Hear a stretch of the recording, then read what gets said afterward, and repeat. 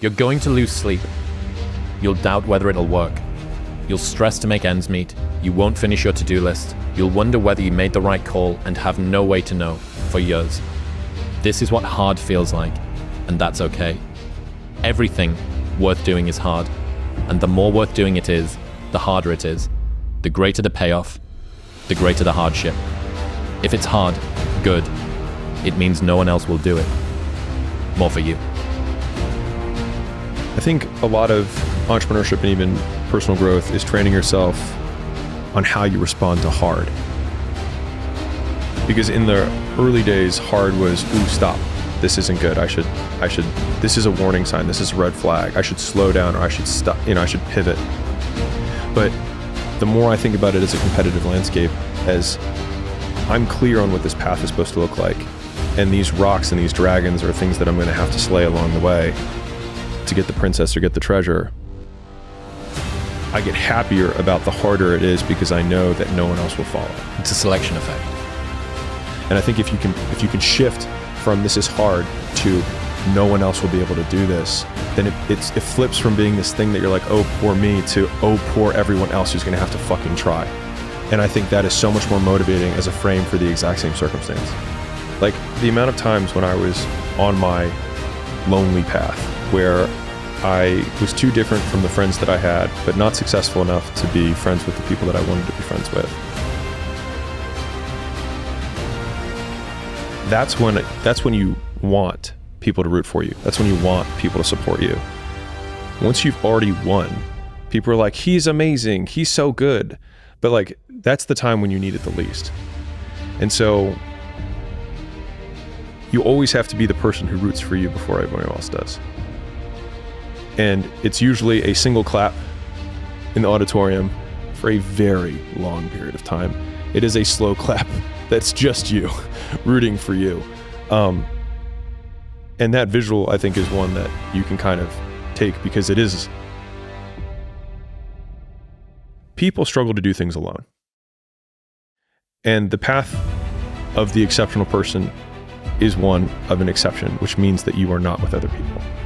And rather than fighting that or bemoaning it, see it as an indicator that you're on the right path. Because if everyone else were cheering you on, then it means you're not in the right place, because it means you're just like everyone else, and that's not where you want to be. I think a hopeful message that anyone can think about who's in that hard period or in that start period is that it won't get harder. Like, this is the hardest part. And so if you can just make it through this, everything else is downhill. It's not that the things that the dragons are going to slay aren't going to get bigger. They are. But you become so much more equipped to slay them back. And you have so many more allies. You have people in the stands cheering for you. You have the audience. You have all of these other things that are behind you. But in the beginning, it's just you with a stick against a bear. And arguably, that fight is a harder fight to win than beating a dragon when you have a nuclear bomb and 6 nations behind you. And so it's not even like the size of the hardship. It's just also the resources and how few of them you have, and how so much of the beginning is literally burning the one thing you have, which is time.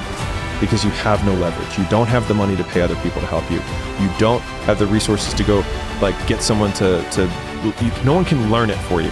It's like there's a lot of things that we care about a lot. Like, no one can work out for you. It doesn't matter how much money you have. No one can learn skills for you. And so in the early days, like, it feels so painful because you're like, you look around to see who can help you, and then you're like, fuck, it's me again. And I think getting comfortable with the idea that each of these things, kind of like Slumdog Millionaire, if you've seen that movie where I'll give you the TLDR. He goes through his entire life of randomness, and he gets on the Who Wants to Be a Millionaire version in India. And it has 12 questions to make $1 million. And from only 12 random experiences in his life that seemed meaningless at the time, was he able to answer all of the questions and then ultimately win.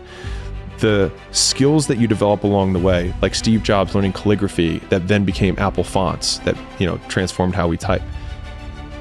Those early days, that little trench winning in the weeds, oftentimes gives you these huge advantages later on because you have more context than anyone else. And so rather than lament them and hate the fact that you're going through it, remembering that these will be arrows that you put in the quiver that you're going to be using to slay the future bigger dragons. And so expecting it to be easy is what makes it much harder than it ever is. There's a quote that I love from Dr. Cashy. I'll probably butcher it, but experts have more ways to win than beginners do. And so if an expert goes into any setting that they're expert in, they have so many faster feedback loops that reward them in the moment before the ultimate outcome. So if you're a master video editor, there's so many things that you can do that while editing, you make one change and then it looks right, you have a positive feedback loop. And so I think when you're on the start path, you can't look at the outcome as the only positive because you will never make it. And so the positive frame that I've always used is, sure, you can have the external ones of like, I like thinking about my first videos had like 13 views. And I'm like, well, if I had an audience of 13 people, I used to spend years pitching, weight loss stuff to rooms of 13, and that was fine. And so thinking about that way was helpful. But the most helpful frame was thinking about who I was becoming as the asset that I was building. So in real time, whenever I finished a long day's work, I was becoming more like the type of person who could work for 5 years without reward. And that would be part of the story I would someday tell. And so some of the biggest reinforcers I've had in my life has been future casting the story that I would tell about the shitty period that I was in. Like I remember when I was sleeping on the floor at my gym because I didn't have enough money for 2 rents. And I was like, I will fucking tell this story. And when I lost everything for the first time, I have the screenshot of the bank account. Like when I show it, people are like, oh, look, there's that thing. But they forget that there was a person who screenshotted it to be like, this won't fucking happen again. And I think having a larger narrative of where you're ultimately going, one, gives you the vision of where you're knows where he's going, but it allows the dragons that you have to slay along the way, the hard things that you have to overcome, to feed into the larger narrative of the story that you'll someday tell.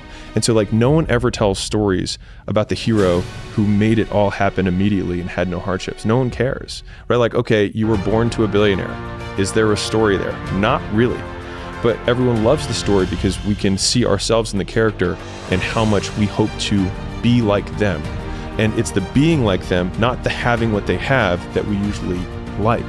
And so reframing ourselves as the hero of that narrative in my harder times was what really got me through that, and thinking, I will tell this story someday. Have you heard Rogan talk about the be the hero of your own story thing? Mm-mm. Oh, dude. It is old now. I think this is maybe even 10 years old. Maybe 10 years old. And he's in he's in the LA podcast studio, and he says, imagine that you're in a movie, and imagine the movie begins now, and you're the hero of the movie. Yeah. What would that guy do? Yeah. What would that guy do right now? Yeah. Because you are. I just got into business. So actually, I just made the investment in school. And I was talking to Sam, the founder, and I said, what? Sim. Sam? Sim. What's Sim? Sim, that's the way he says his own name. Yeah. And I was talking to him, and I said, I want to give you the single easiest razor to predict my behavior. And I said, whatever will be the most epic story is the thing that I will most likely do. And so oftentimes the most epic story is not the shortest outcome to victory. It's the long saga that results in this big thing later eventually. And I was like, if you ever want to know, if you're like, I'm not sure what he's going to do in this situation, just wonder what the most epic story to tell would be. And that's usually what I will do. And I don't know if that's self-aggrandizing, but that's genuinely my razor for even making the big decisions about, okay, I'm going to sell Gym Launch. I'm going to marry Layla. I'm going to slum it and live at the gym. I'm going to fly around and do turnarounds. I'm going to start this whole idea of a media company that just gives exclusively. But how do I put all these together? It's like, well, what would be the most epic story? And I thought of this idea of just when I think about who that story I want to tell is this billionaire that documented the entire thing the whole way and just gave. Because I always thought, I was like, I wish that Elon Musk and Warren Buffett and all these guys would have and Jeff Bezos would have just I would love to have seen 1997 Amazon content. And a lot of the content in terms of it's getting 5 views. It's it's okay because when we make it, they're going to come back and watch this. So I don't need them to watch it today. I want them to know that it's here when I do. And I think that got me out of the loop of it. I have to win right now. And then every one of them is just dropping a kernel or a breadcrumb for future me to refer back to.